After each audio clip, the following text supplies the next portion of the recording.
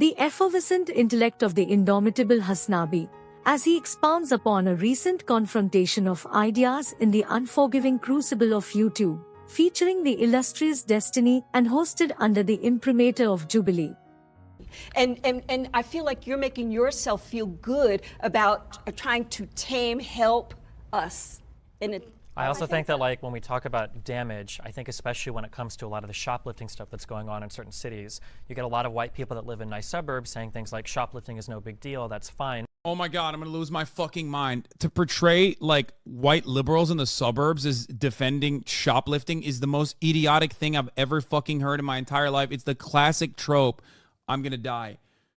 Oh God. Yeah, no, that's precisely what they're doing. You want to know what fucking white people in the suburbs are doing when they see black people protesting, dude? What is that fucking couple? What the ones that like ran? What is it? The white couple with guns that fucking came out with their AR-15s? The McCloskeys. Yes. This is what, let me tell you something, okay? This is what fucking white people are doing when they see black people in their neighborhoods.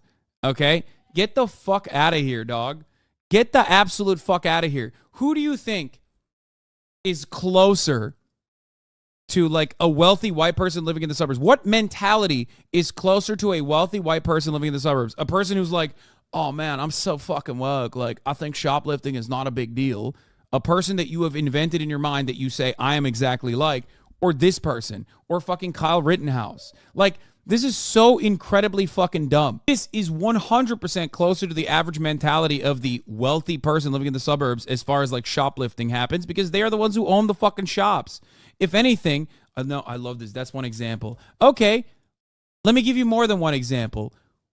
If you look at who's wealthier, like which party wealthier people on average are voting for, do you think it's the Democratic Party or do you think it's the Republican Party? The answer to this question will determine how incredibly online you are, okay?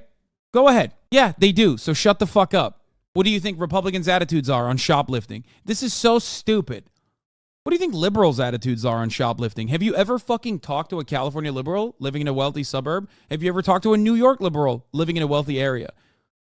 Crime hysteria is off the fucking charts in places like this. When I talk about shoplifting and how big of a fucking problem it is, the reason why people shove that back down my fucking throat every single goddamn time is because it is not as bad as they represented. Crime across the board is much, much lower than it was year over fucking year. That's it. That's the only thing I point out, which is not even my perspective. It's the perspective that police are delivering, okay? It is the crime numbers that they release. It's so incredibly stupid. The worst aspect of crime isn't necessarily the genuine fucking shareholder value that's hurting or whatever, okay? That one is baked in. Crime and theft of this magnitude, retail theft of this magnitude, is already baked into their fucking profit margins. They already know that. They already account for it, okay? The worst aspect of this kind of crime that is regularly portrayed in all aspects of news and also has been greatly overemphasized due to like apps like Nextdoor, Ring, and numerous other like protective services that want to freak you out so you buy more of their fucking product, even though crime is always a fucking constant when there is material inequality. The worst aspect of it is that it freaks people the fuck out and suckers them into giving more money to the police that do a horrible job of dealing with it, partially because it's not supposed to be their responsibility to deal with the underlying reasons as to why crime exists to begin with, which is material inequality. You are just the mayor of Yapville, aren't you? Okay, that's pretty funny. I don't know why he fucking banned this person. Come on. This guy is pretty funny. I am the mayor of Yapville. That is true. You got me. Okay, you fucking owe me on that one. And then you'll catch YouTube videos of them later on being in a Walgreens in like a shoddy neighborhood, and they're like, man, why is the deodorant behind a locked case? It's very easy to sit behind a gated community and say, oh, well, you know, it's not a big deal, you know. They steal because they have to. Riots are the language. Dude, no one living in the fucking gated community is saying, I'm sorry, dude, come on. I know this meme about like, this is literally just me. He's saying like, I'm saying this.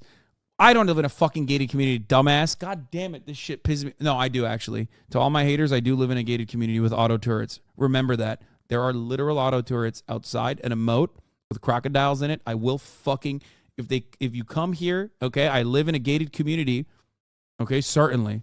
Definitely. Attack dogs is a rust compound. Okay? Remember that. Don't say bet, dumbass. You're going to get fucking banned. Once again, yeah, I got bodyguards and security detail. All of that is true. Okay? Don't even try me.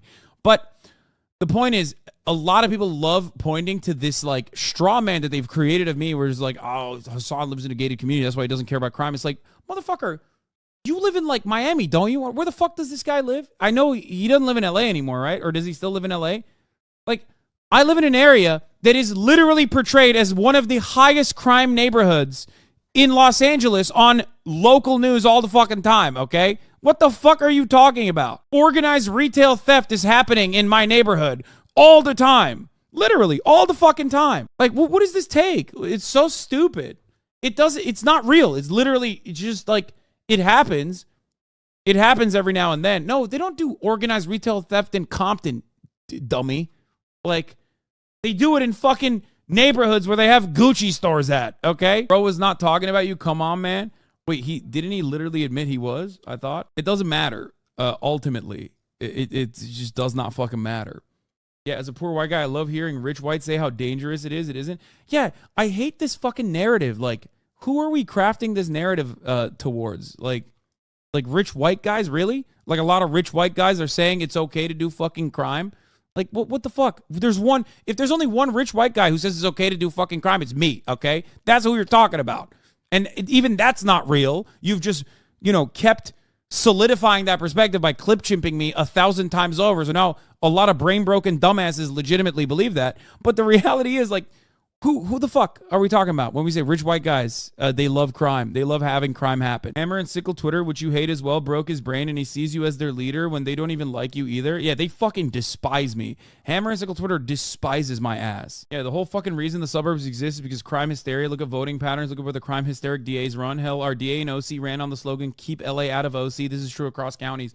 Yeah, my biggest problem with this is that, like, a lot of small-brained dipshits will go, lol, he's talking about you. Lol, like, there are rich white guys. You, omega lol, you don't care. And it's like, okay, I'm one fucking guy. Let's say I'm, like, super pro fucking theft and stealing. Do you think that is the reality across the board for rich white people? Do you think that that is a good fucking counter? Do you understand? It's not. You have deluded yourself into thinking of a singular example that you have been made to believe is like this representation, and now you just have this complete false notion in your mind and you're operating with it. And maybe it makes you feel good, maybe it makes you feel right that you do believe in draconian punishments, okay? But now you've moved way beyond the reality. Does that make sense? Unheard. I think people haven't read the full context of that quote. When MLK was saying riots were the language of the unheard and you need to address the underlying condition, he wasn't condoning the rioting. He was just understanding it. Obviously, there are a lot.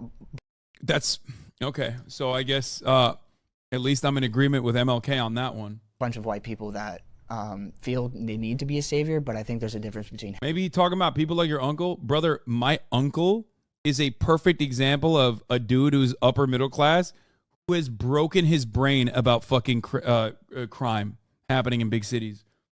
He is like, the entire Young Turks has dramatically shifted their perspective. Damn near the entirety of the Young Turks commentators have dramatically shifted their perspective on crime. They literally are the guy who's like, fucking crime is out of control. It's going crazy.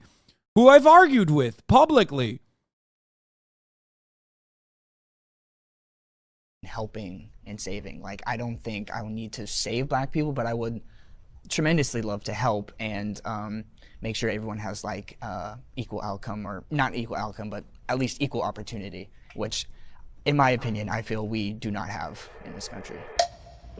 This is awkward. Hi, guys. Yeah, Jank literally endorsed Rick Caruso. What the fuck are we talking about? If there's anyone who's like a hysteric, crime hysteric, it's him. Crime is a constant in cities and also rural areas alike. Different kinds of crime exist in different kinds of places in the United States of America. If you want to solve crime, if you want to eradicate crime, you have to fix underlying material conditions that foster crime, that create crime, okay? A draconian attitude towards crime and punishment as a deterrence measure is demonstrably a failure. That's why when you look at European cities, that's why when you look at European nations, as a matter of fact, with higher levels of social safety nets, even though they're not perfect either, they have lower levels of crime in general, even if they are more aggressive about This erudite exchange traverses the treacherous terrain of crime, shoplifting, and the unyielding beliefs of white liberals ensconced in the suburban idols of America. In a tempestuous tempest of cerebral fisticuffs, Hasanabi thrusts himself into the intellectual fray by challenging destiny's convictions regarding the purported defense of shoplifting by the very white liberals residing in the tranquil hinterlands of suburbia.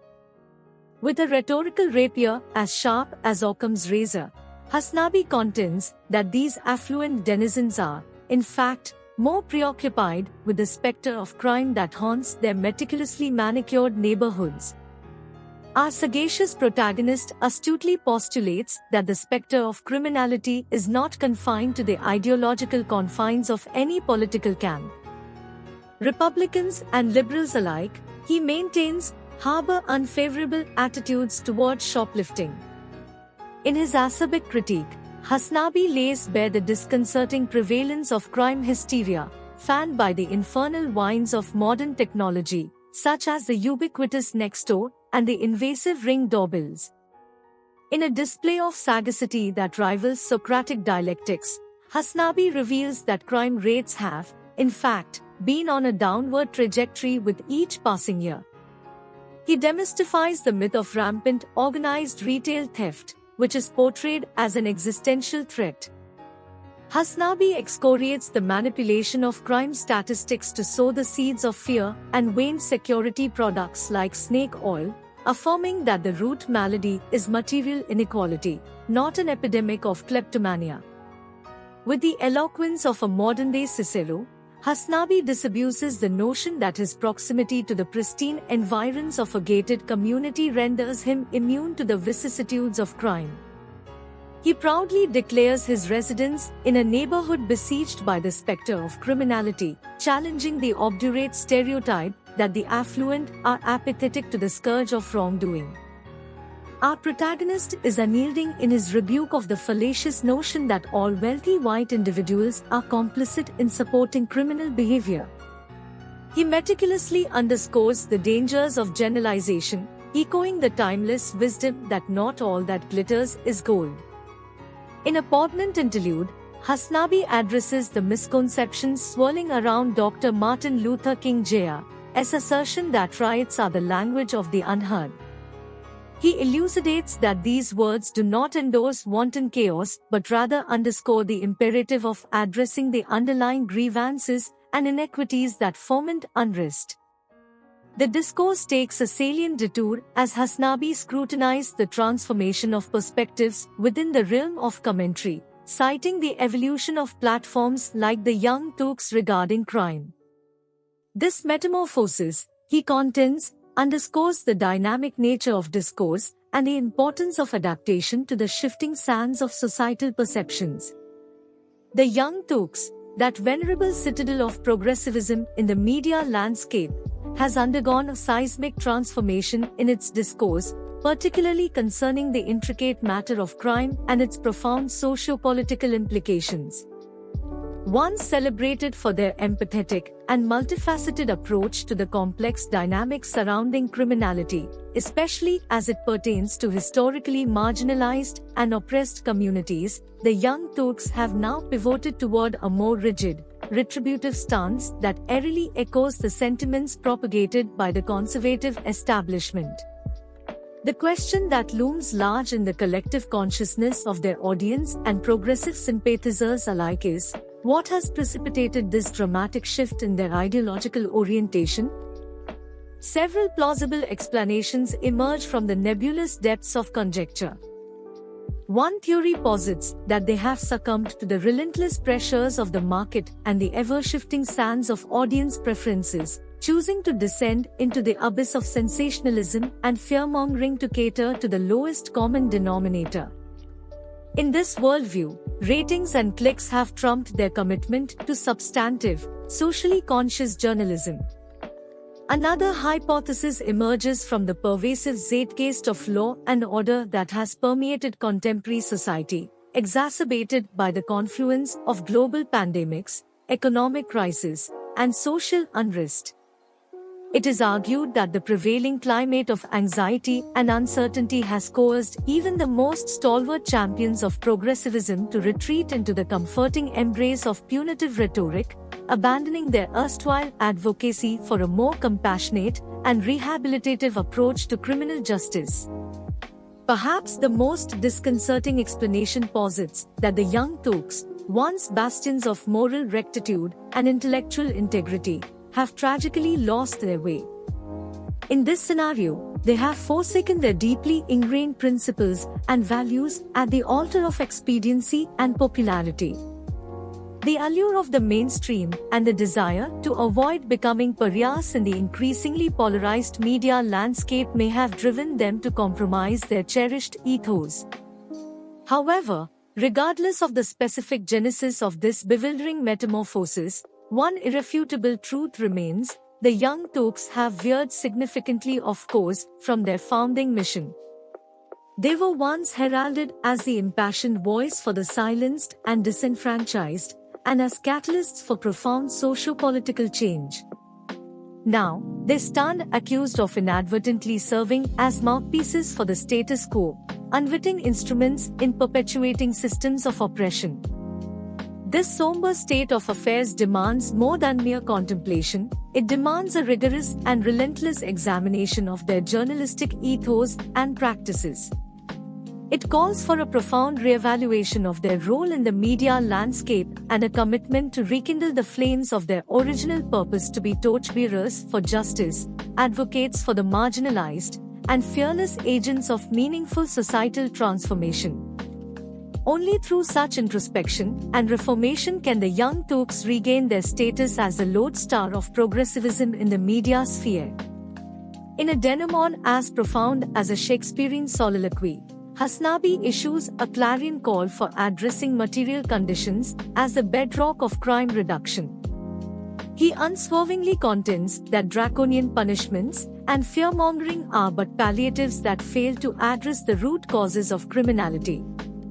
In conclusion, Hasanabi's intellectual tour de force offers a dazzling glimpse into the complexities of the human psyche and the multifaceted nature of crime discourse. It underscores the urgency of eschewing facile generalizations and embracing the nuanced understanding that is essential in the quest for a just and equitable society. Let us heed the clarion call of this sagacious orator, for the pursuit of truth and justice is an ever-evolving odyssey.